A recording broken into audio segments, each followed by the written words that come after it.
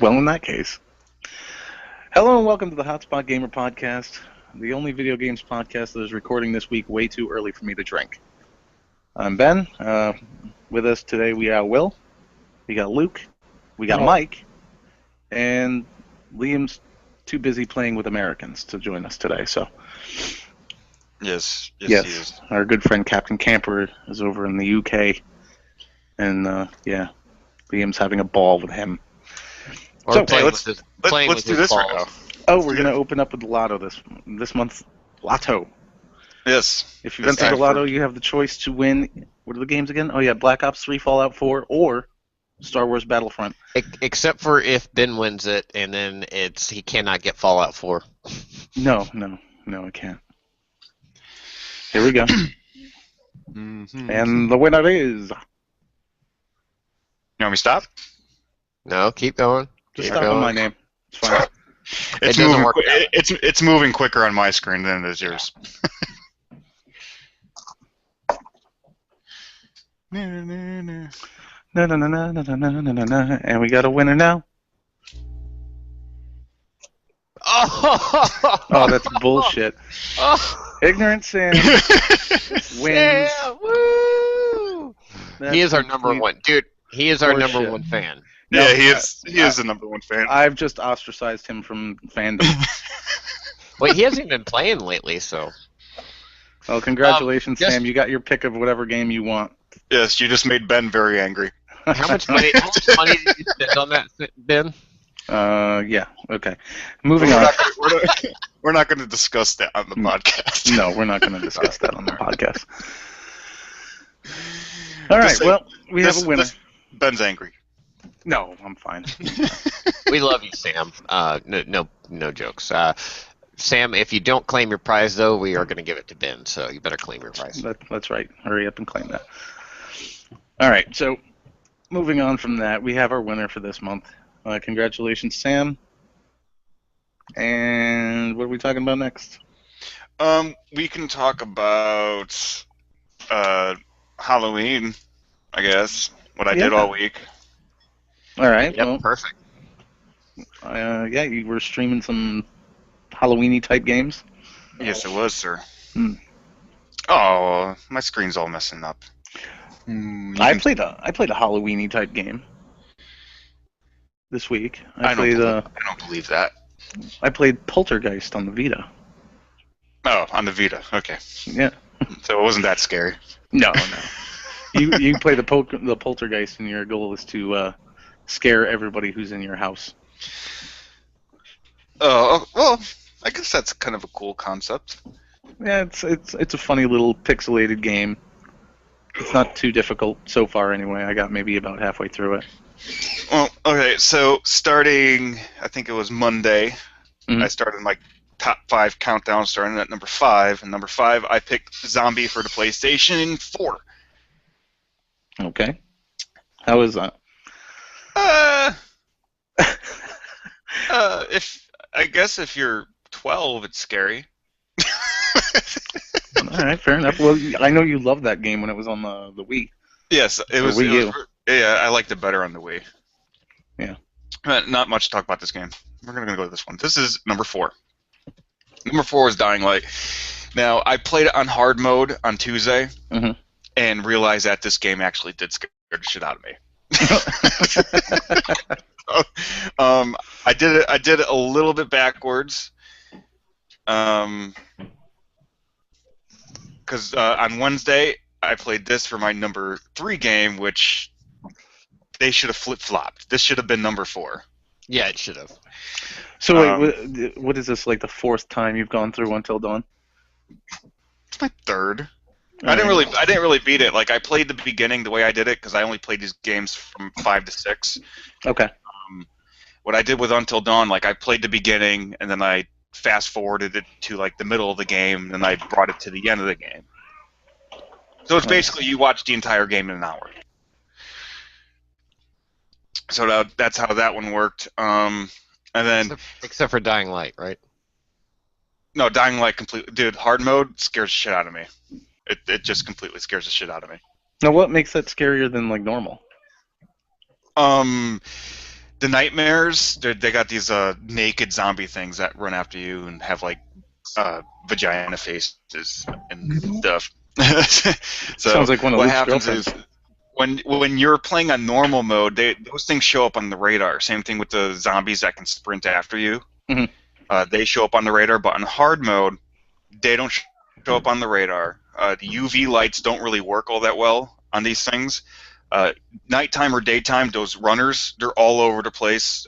They will chase you throughout the entire time you're on the map. I don't know what that was. That looked like a condom. It was a Snickers, dude. Come on. Oh, okay. Stickers. But anyways, number 2. This was going to be my number 1, and then Will brought it to my attention that it should not be number 1. Yes. There's no way I would have shot you. I did, however, did a playthrough of this game, and it only took me 11 hours to beat, and it's so-called 20-plus hours of gameplay. So, this game, once you figure out the mechanics of the game and figure out what the items actually do and how the AI reacts to these objects, it's really not all that bad. So this was my number 2. Number 1, I think B-side agrees with me. Okay, Outlast.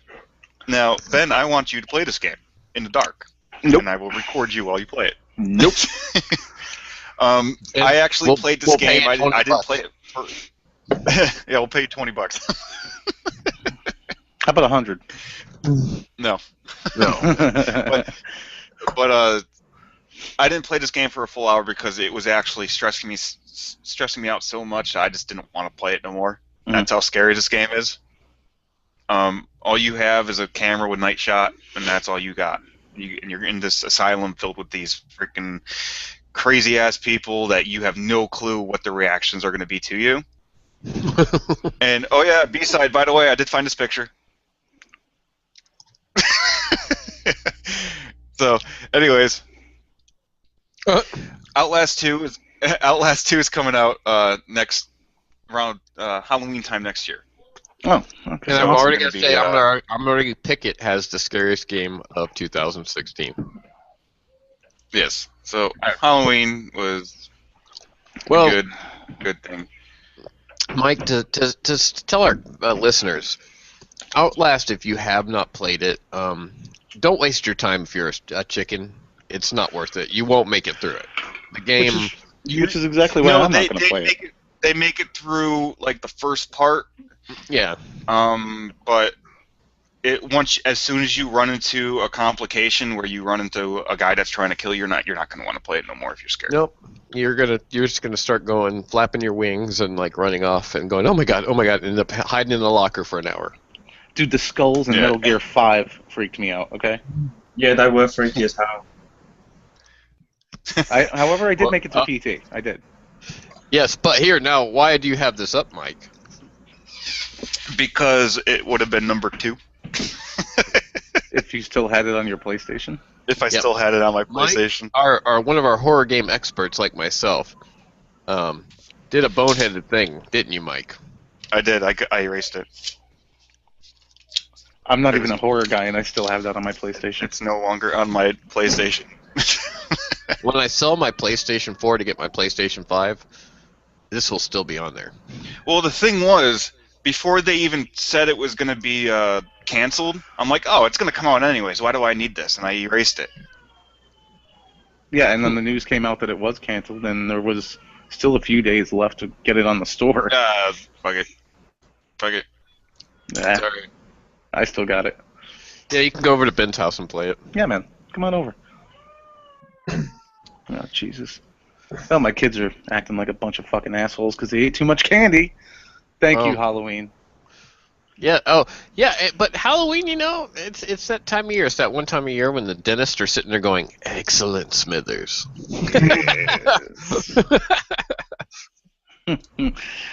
Well, I actually, unfortunately, I can't talk about it, but I did play some games other than Destiny this week. Hallelujah. One in particular, I do have to be very hush-hush about. I cannot speak of it on the podcast. People are going to wonder. don't understand why you have to, because it's already on the internet. Well, it is on the internet, but I'm not apparently not allowed to speak of this in public forums, and this can be considered a public forum. Do you want me to show a picture of what you're talking about? Kind of. If you flash it like like Fight Club penis style, I think we can get away with that. Yeah, just like one frame, and gone. Why? Yeah, the huge penis at the end of Fight Club. Penis. They are quite stringent on those things. When I played Star Wars: The Old Republic, I was a beta tester for it, and they said basically in the notes that if you release any images or share any game footage, they can basically go onto your laptop and wipe it. Yeah. Wait. It's already on the internet. Well, Mike. It's not like there's no gameplay or screenshots on the internet. Battleborn. Sure, there are. Not from this particular thing. No, there isn't. I know there isn't. I signed an NDA. So he can't say anything. Fine. I won't show any. Fine, I won't show any pictures. I do have pictures in front of me, but I'm not going to show them. I'm just going to say that this game is basically Borderlands meets Destiny. I've just found 5-minute gameplay footage somebody released 20 hours ago. Somebody broke their NDA. Yeah, somebody broke the contract there. Yeah, Or, of course, there's always one. Well, there's more than one, and also that's the thing. If you want to check it out, here we go. So Minecraft Story Mode. There you go. That's what I was playing. yes. Nope. He was beta testing Minecraft. I think that game's out, isn't it? They're already on episode 2. They're already on episode 2. So, so today I'm going to talk about Mike's favorite game on planet Earth. And by the way, Mike doesn't know it yet, but he's totally going to spend $5 and play this with me. So, because I don't know if you have to have the Minecraft game to get it for $5, but when I checked on the store, it was $5 for episode 1. I think it's like $24 for the season pass. This game, of course, is made by everybody's favorite. Sorry. Broken Age. I was going to talk about that. Yeah, but this game is made by everybody's favorite Walking Dead creator. Of the good Walking Dead game, Telltale Games. I don't think there's anybody in this podcast who could disagree that they're a pretty good game-making company. Well, Ben doesn't like a bunch of QuickTime events in this game. Well, no. I've played quite a few Telltale games, but that's the thing about Telltale Games. They have quite a few games, and we actually haven't talked about this with Telltale. The fact that, well, quite frankly, over the past couple of years, they've been spreading themselves out really, really thin. Yeah, they have. But in this, it's a new adventure game set in the world of Minecraft. Minecraft Story Mode is a playable television show based on your favorite game, where you are the star and you choose the action. Your choices and actions decide how the story is told. You've got your friends, you go through, and you've got a gang of people, and then you've got just some, even got Reuben the pig. I mean, seriously, how much more could you want but Reuben the pig? Reuben the pig will remember this later. Yes. Anyway, this is a new thing that, because Minecraft multiplayer community a objective-based thing to do, where they could actually have a story in Minecraft. And regardless, even if the thing was crap, it would sell really well. Because Minecraft is arguably one of the biggest, games out there. Yeah. I mean, believe me. Millions hand over fist every year. I think I may play it. I may play that. I might buy it and try it with my daughter. But I'm gonna have my daughter once she. Oh, there's Luke. Hey, Luke. Oh, there's Luke. Yeah. There. I'm gonna have my daughter for sure.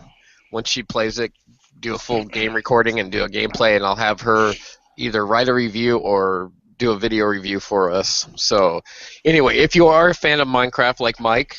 And everybody send Mike, you're a Minecraft fan art. He loves Minecraft fan art. So And fan fiction stories. He loves to read those. Yep. Send them to Mike's either his Twitter or his Facebook or whatever. You can just put it in email. His home address is. I'm just kidding. But anyway, just kidding. At hotspotgamer.com is the email. Yep. I'm a douche at hotspotgamer.com. All right. Anyway, so that was all I had to cover on that. I'll be talking a little bit about the horror games with Mike later, but anyway. All right. Carry on. All right. Nothing to see here. Well, I was actually going to say just on this real quick. I forget the entire list. I don't have it in front of me, but I was looking at last month's MPDs, and Minecraft is still in the top 10 as far as games selling on. Generally throughout all consoles.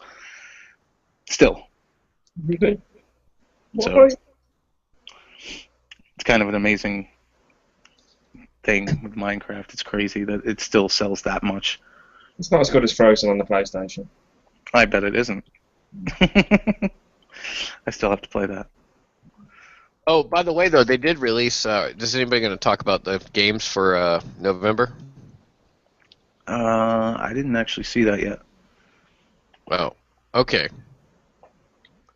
Why don't you go for it? Okay, well, real quick. And, Mike, I was wrong. Basically, here's what it is, the full lineup. For PS4, The Walking Dead Season 2 Telltale Game. Season 2. Free, the whole season. Magicka 2. PS3, Mass Effect 2. Beyond Good and Evil for PS3, and for PS3 or PS4, PS Vita, and PS3 cross-buy when available, a Dragonfin Soup, and for PS Vita, Invisimals. I would rather have, instead of Walking Dead, I would rather have Mass Effect 2. Yeah. Well, see, some of us, like myself, Mike, I can do that because I have a PS3. Yeah. But you, Mike? I can go grab that. Yeah. Well, wasn't Mass Effect the whole series? Wasn't that like if you played the first Mass Effect? Xbox. It made decisions. And you made decisions in the first game, and then when you got to the second game, it loaded up your save from the previous game. Yeah. Yep. But I believe it makes like default decisions at the beginning of the game if you haven't played the first one. I'll gladly sell you my PS4 for $150 if you. I mean, my PS3 for $150 if you want to play Mass Effect. No. It's a. I'm fine. Okay, so let's talk about this. All right. What, a bald-headed guy in front of a PlayStation screen? Nope. We're talking about Paris Games Week. Oh yes. Woohoo! Vive la France! Not a massive fan of the French, but no more. But they had they don't like you either, Luke. Yeah, they probably don't on French. But they had a few good games. Some of them we've already gone over, and they had quite a bit of stuff on the VR headset. I watched tons of videos, and some of it was a bit weird. They even had Square Enix there doing Chocobo burgers. Oh yeah, they also covered some more. They finally released some more game footage of Riggs, that battle game. That's for the VR headset as well. Yeah. They did one that you'll be happy on. They did the reveal of Gran Turismo as well. Yeah, is that going to be VR or is that just for regular? I didn't. I hope not. That would be weird. Weird, but they've got some. They've got a couple of good games that look quite good. They've got one called Matterfalls, which looks a mixture between Tron and the film Pixels, where you shoot things, they blow up into little pixels. You got like a red and a blue side. There's not a lot of story on it, but the game looks quite good. It looks almost like, it's good. It looks interesting. Then you got a couple more for the VR. They had this one called Robinson's The Journey. Mm-hmm. And that was quite good. It's like you're seeing all lots of dinosaurs and weird animals and you're farming around. I don't know how it works with the VR headset, because obviously they've just shown you in third person. But I did. Is that what this is? No, I forgot which one that was. It's all right, I was doing last minute pictures. I think that's one of the wrong ones. Yes, we're all hungover. It's okay. They also showed off a little bit more of Street Fighter V, I think. Yeah, they did. And there's a few more extra characters in it, and it looks a bit. I thought they were going to go back to the original where they looked at Street Fighter, but it got more 3D and weird. And if I'm not wrong, they made the announcement at that conference that Dalsim will be a part of the game. Yeah, Dazzling Me is part of the game, and they're also released the 20 years of Tekken. Yes. And Tekken 7 they announced may have VR support. Which is ridiculous. I know, but Yeah, I don't understand why they would do that. but Tekken 7 looked really cool. It did look really good. I can see them like bringing, like, if they were to incorporate a fighting game with the VR headset, I would see bringing back Bushido Blade. Yeah. I want a new Bushido Blade. They did the. What? That's only you, Mike. This was a lot for afterwards because it's something I want to moan about afterwards. Yeah. Okay. Turn that on. Yeah, they've got this. Yes. Yeah. Oh my God. It looks like a really good game. They're all like robots and androids and stuff in the future, and she well, they're looking wants to become human. It's just a cool little trailer. It doesn't really show you any game footage and shit. But it gave me a stiffy. Yeah, man. It was quite. It looked like an interesting trailer. I can't wait for more news on this. But obviously, it's called Detroit. I got to tell you, out of all the trailers I've seen recently, this one actually piqued my interest just because the cinematic scope of what they're going for. If they can make something like this, I mean, it looks fun. I would love to try that. It looks similar to a TV series I was watching in the UK. It's called Humans, where so many of these androids were made, and then they start getting like conscious. Yeah. Well, the other one was that famous Isaac Asimov book, which turned into a movie with Will Smith, I, Robot. Yep. Yeah.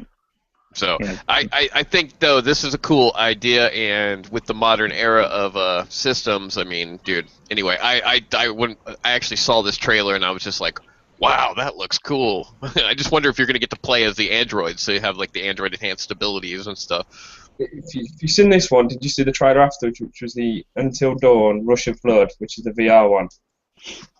Yeah, I did. I wasn't too keen on Until Dawn, but if I get the headset, I think I'll be getting that just to buy that. But I think that'll be pretty sweet. Until Dawn on VR, if they could do it with the first person, would be kind of freaky. Wouldn't you agree, Mike? Dude, it would probably make the game more scary. It would be intense, yeah.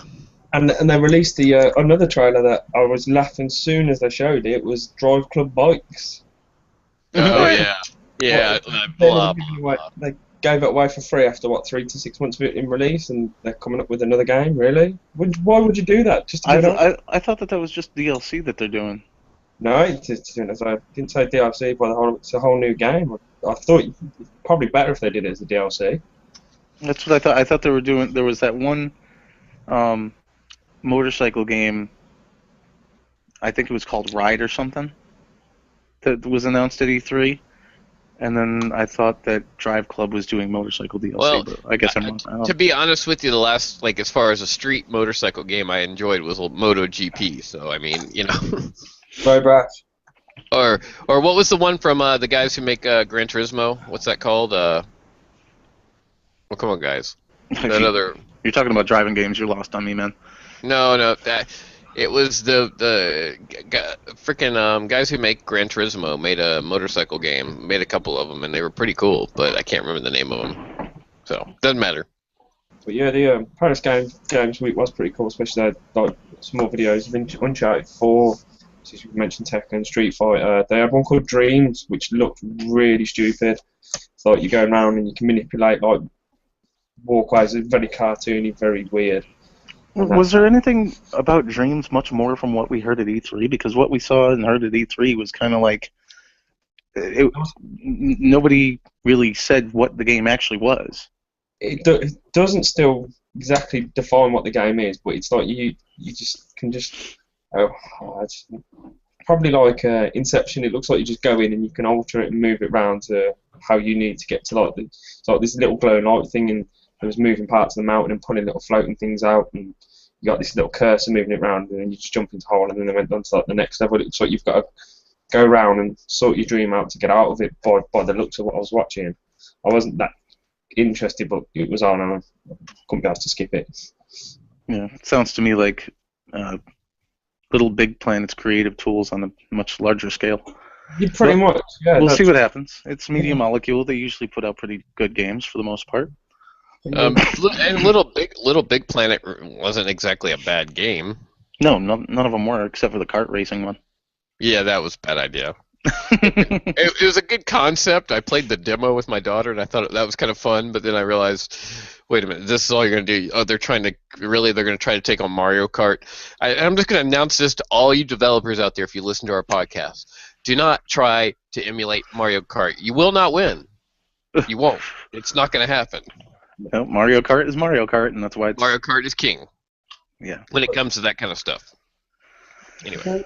I did find the Paris Games videos that I was watching, which I watched a hell of a lot of them, even have to watch them in French just to watch the trailers. But they showed some Battleborn footage as well. Mm-hmm. Yeah, they showed a Call of Duty trailer I haven't seen before, and they showed like a Battleborn. Oh, that's that terrible game. That's cartoon. And they showed they were showing one of the Black Ops trailers for Nuketown. I hadn't seen it before. Oh yeah, the new Nuketown looks nuts.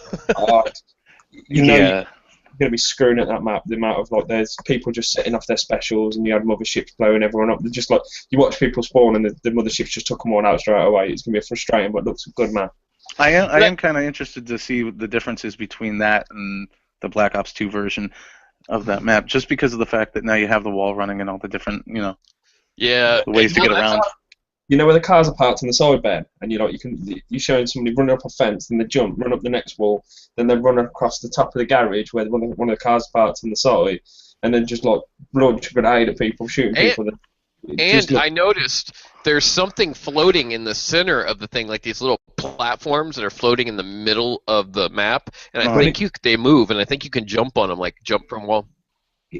It actually looks like it's pixels because it looks like you're on a holodeck. Is the way it looks. Then buses look like they're hollow projected. When I was watching the video. Nice. I was watching on my TV most of these videos. That'd be kind of cool if they were, and during the middle of the match, the buses disappeared. You're hiding behind it. Yeah. But no, it looks cool, and I'm looking forward to that on Friday. I am too. I got to tell you, the one thing when you get close to Black Ops, or at least Call of Duty releases, is that you get near the end of a cycle of another one. And the last two games, Advanced Warfare was better than Ghost. We all agree on that. But by the time you get to the end of a cycle of any Call of Duty game, there's all these people who have found little exploits and hacks, whatever you want to say.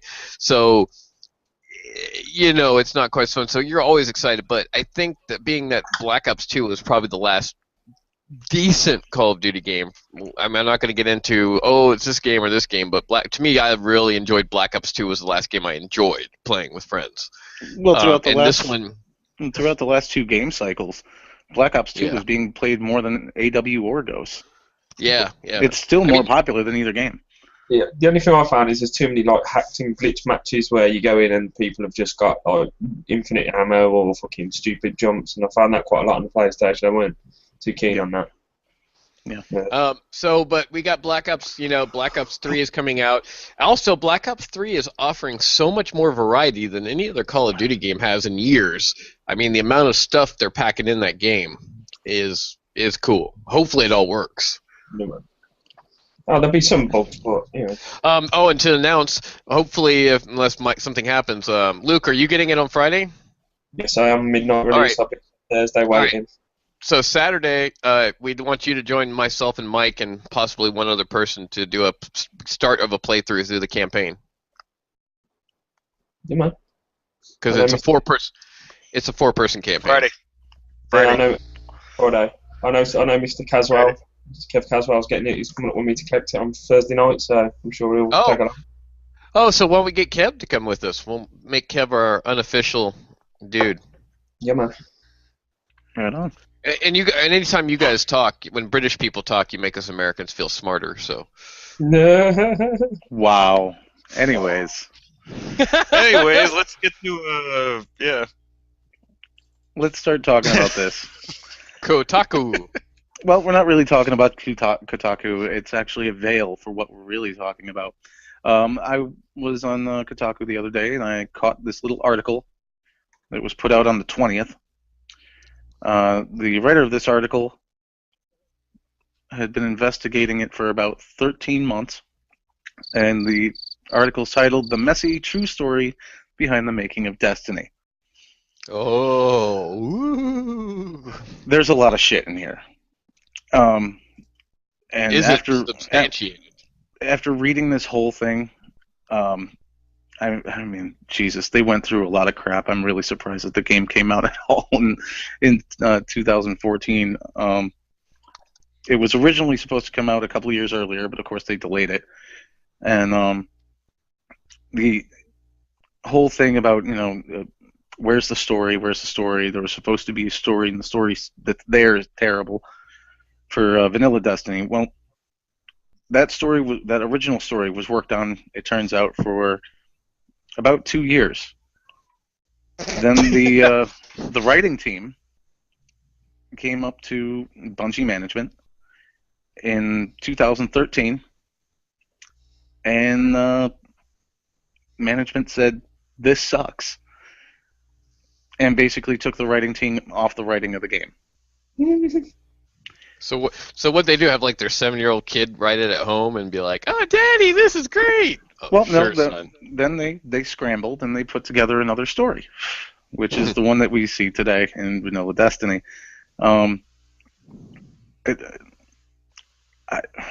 Is that one cars don't make sense? There was supposed to be, different characters, like how we have Trials of Osiris. Osiris was supposed to be an actual character in the game. I didn't send the picture to Mike, but there was a picture from early concept art of a bloody hunter sitting against a wall. Any of you remember that picture? Vaguely, maybe. No. Here, can you see it? Let me. Let me enlarge yours. Leave it right there. Remember that guy? Oh, yeah. That was a long time ago, wasn't it? Yep. That was supposed to be Rasputin. And in a mission, you were supposed to save him from the Hive. You've awoken the Hive. But then, of course, he turned into an AI. So, yeah, tons of story was cut out of the game last minute, and then Bungie management decided they were going to take care of the story themselves, and this is what we have today. But obviously, we have the Taken King now, which is a big step up from what original Destiny was, is not only with the leveling system, with the story elements. They've taken a huge step forward, but they set themselves back before the game was even released. The Taken King saved Destiny. It kind of did. It kind of did at this point, because now, I mean, Destiny is actually a good game, as opposed to an arguably good game. Right, because, I mean, you might still play it, but tell me this. If the Taken King had tanked and been terrible, do you think it would have really hurt Destiny? That would have been the end of Destiny. That would have been it. If Taken King had completely tanked, we wouldn't see much more from them. Although Mike's still angry at you guys at Bungie just because he wants his snow. Apparently it's supposed to be snow on the Cosmodrome because you're in Russia. It's just white ground, but that's supposed to be snow. That's where we leave prints in it. You got your snow. Hey, what's up with this thing with the Activision? You sent me this, Ed. Yes, I did send you a picture of Activision. Well, there also in the article it talked about the the current climate with the microtransactions in Destiny. Activision didn't go to Bungie for these microtransactions. It was Bungie that brought it up to Activision. Really? Yes. And the reason why is because we've heard it before. They need to fund their live team to get content out to people. And also there was another reason. Bungie was locked in.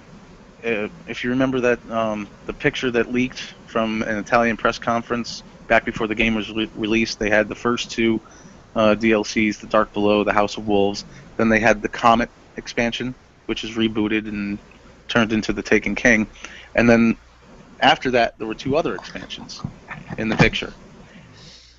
Those expansions we've heard nothing about. Obviously, they're not coming out anytime soon. And most likely it's because Bungie didn't have the money to make them. So what they're doing is, instead of that, they're trying to fuel this live team to get new content out over the course of the next year. Well, here's my question though. I read a thing that said that Activision total spent like $500 million on this game, right? Where the fuck did all that money go? Yeah. I mean, don't get me wrong, Destiny is great, but I know I've played a lot of games that were cost a lot less than $500 million to make and advertise, and you know. Well, I mean, I guess you could equate the money to where the time goes as well, because well, they shouldn't be over there fucking off circle jerking at Bungie. They're not fucking off. I was explaining this to Mike right before the podcast. There's a quote in the article from a Bungie employee who would not be named, explaining how much it takes when moving something around in Destiny. He put an example out as he wanted to move a resource node 2 inches. So what you'd have to do is, as a Bungie employee, you want to move that resource node before you go home at the end of the night. You have to start loading up your map in the map editor. That takes 8 hours just to load the map in the map editor. Now, when you come back in the morning, if the load didn't fail, it takes about 20 to 30 minutes to open up the map once it's loaded. Then you move the little piece 2 feet or 2 inches or whatever, and then you composite for about 15 to 20 minutes. So did they bite off more than they could chew or something? I mean, it seems to me it just seems like the computers and software that they're working on. It seems like the computers aren't built for the task. Well, at the beginning, I think maybe they didn't bite off more than they could chew. They just didn't know what they had yet. And then once the story was scrapped, then they really didn't know what they had. And they had to rush it out anyways because they have this deal with Activision and they need to get things rolling. I mean, they kind of over the last year saved their own asses with the Taken King, because they've obviously been working on that since before Vanilla Destiny was released. Once Destiny went gold, they started work on the Taken King. When did that employee come forth and say how hard it is just to move something a couple feet in the game? I don't know. When was that released? I don't know. Well, it's all in the same article, and he said in the article he was working on. He was investigating all this stuff over the last 13 months, so somewhere within the last year. Oh, well, the thing is, like, if they're having problems like that they have to wait 8 hours just to open up a program.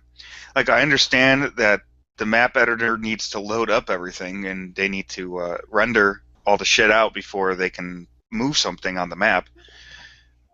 But shouldn't they build a custom computer that can withstand the program and have less lag? I think that might have to do more with the fact that they're messing around and like moving things inside of a live game. So wouldn't that take a bit longer?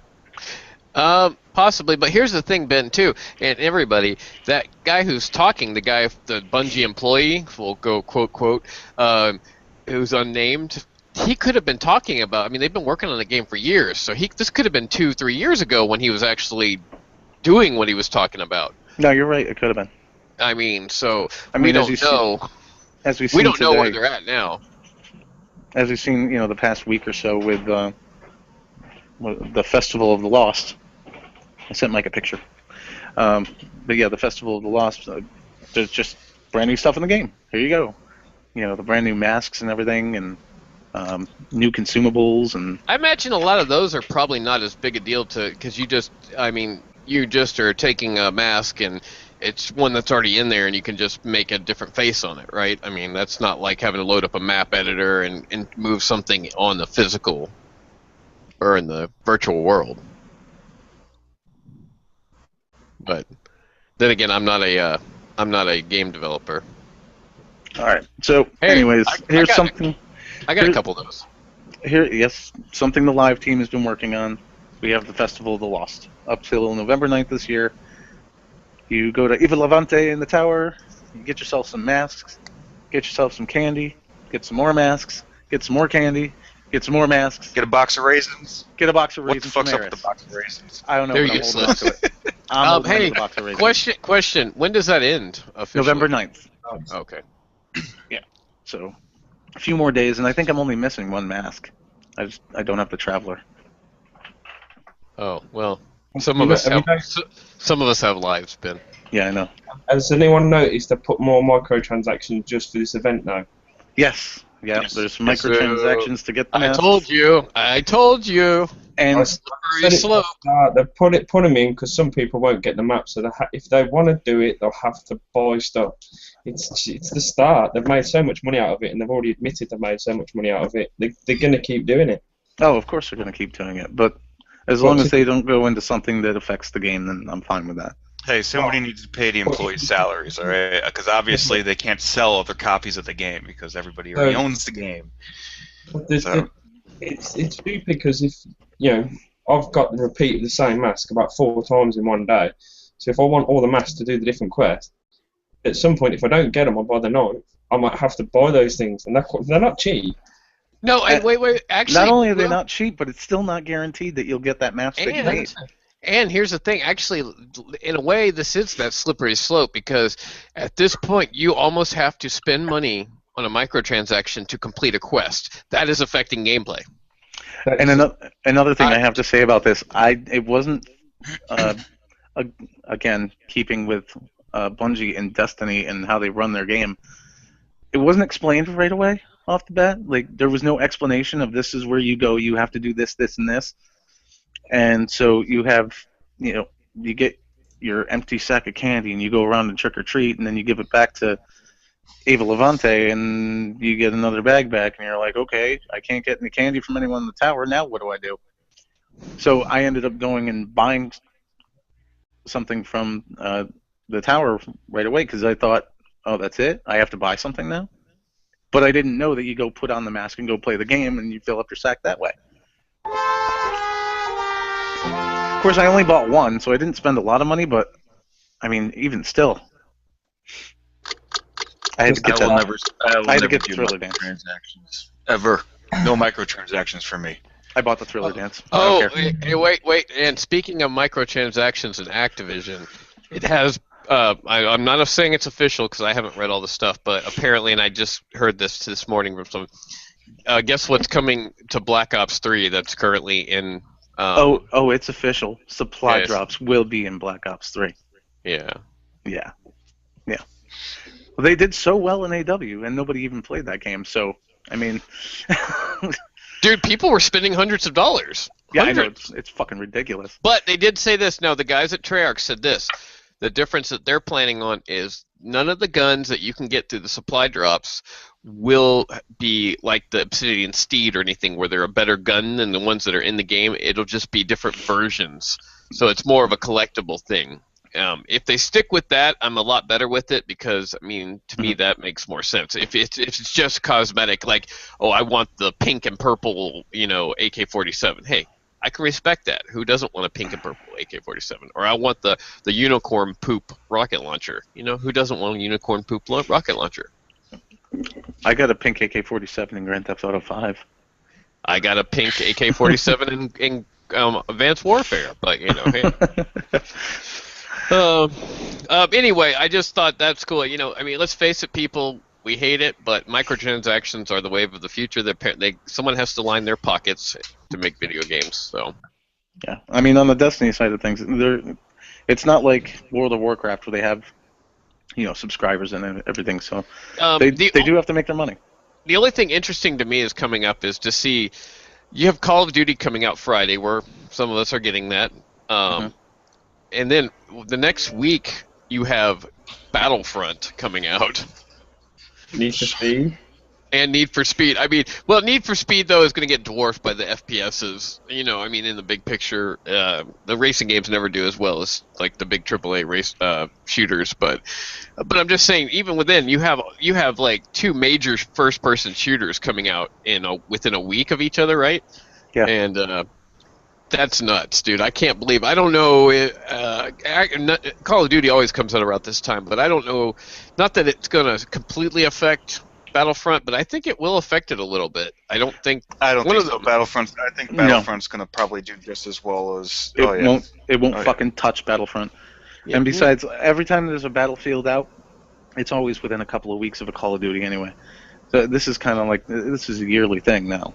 Yeah, that's true. But I think it hurts both those games for one reason. I think if they'd spread out their release dates, they'd have got more money in the big picture. Because I think you're going to have a lot of people splitting the thing. Oh, do I want Call of Duty or do I want Battlefront? And then it comes down to what kind of player you are. You know what I mean? Whereas if you'd had them in several months split, more people might have been able to say, like, had Battlefront come out in December, you'd have had more people going, oh, I want Battlefront for Christmas, but I already got that. You know what I mean? Well, I'll guarantee you this: that most of the people picking up Call of Duty 3 will also be picking up Star Wars.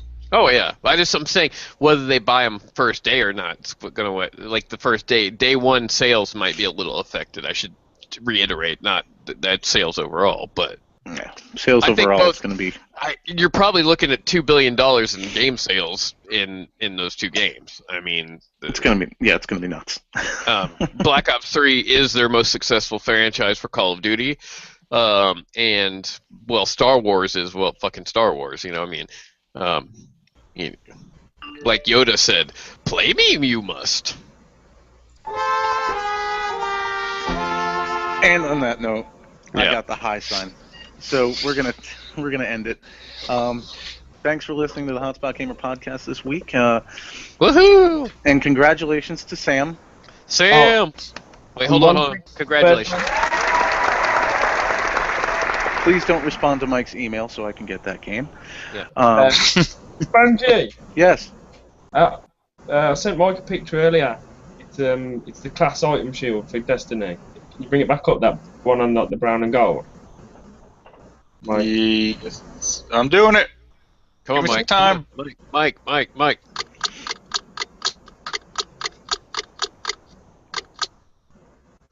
There it is. There we go. Right. Has anyone else seen this before? Yes. 3 of those are class. One's Warlock, one Titan, one Hunter. Mm-hmm. Does anyone know what the 4th one is? Or is it just decoration? It's been bugging me all week. I don't remember. I have no idea. Oh, I thought somebody would have known. Well, you know what? We'll figure it out and we'll talk about it on the podcast next week. I thought one of you guys might have known. Oh, maybe that's the Queen's thing. I don't know. Yeah, it might be the Crows. Yeah, if you can buy hoodies with the other 3 on, like one top 2's like Warlock and Titan. Or this is just they're trolling you, wanting you to know that there's going to be another class coming out. No, there won't be. Well, there might be by Destiny too. Mm. This has been the Hotspot Gamer podcast for this week. Don't forget to go check us out on Facebook. Just search Hotspot Gamer. YouTube, do the same. Just go to Hotspot Gamer. And go to the website, www.hotspotgamer.com. And if you pay a nominal fee, you can enter the next lotto, whenever that's going to be. And then you can be like Sam with a free game. His second free game. His second free game. Yeah. I think this thing is rigged, quite frankly. Yes, what do you mean? totally. Wait, what do you mean his What do you mean his second free game? I thought he already aware got that he. No. Aaron McAllister won the first 2. Oh, yeah. Okay. I thought we sent him. I thought he won a free something for his. Oh, he got a T-shirt. He got a T-shirt. He got his name. Actually, to tell you the truth, well, I'm not going to say anything. Yeah. Let's continue. Anyways, fuck it.